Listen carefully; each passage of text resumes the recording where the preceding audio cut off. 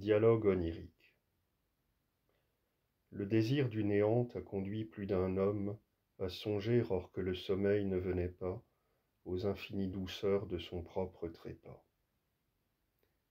Les voluptés de l'oubli s'ouvrent parfois comme une naissance à un autre univers conscient. Car c'est seulement lorsque l'on ne veut plus être que l'on est réellement.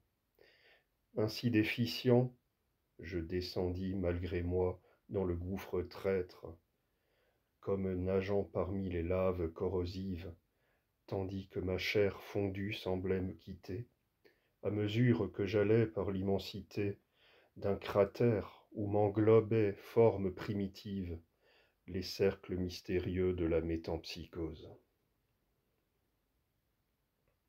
Par-delà les épais manteaux d'or et de braise, en des cavernes où l'esprit mal à son aise, parmi des limbes argentées se décompose, je plongeais en proie à une harmonie immonde.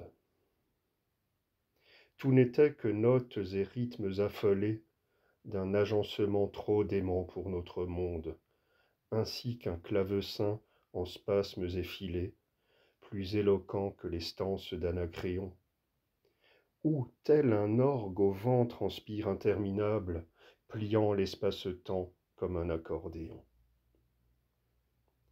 Alors je devinais l'énorme abominable au milieu de cette étrange cacophonie.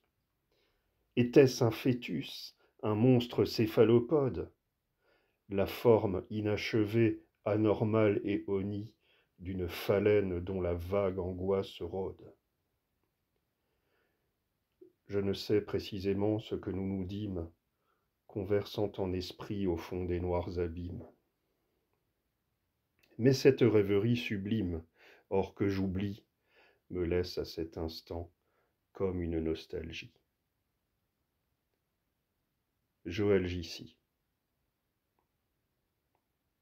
Ce poème est extrait de mon recueil Noctifère, le porteur de nuit.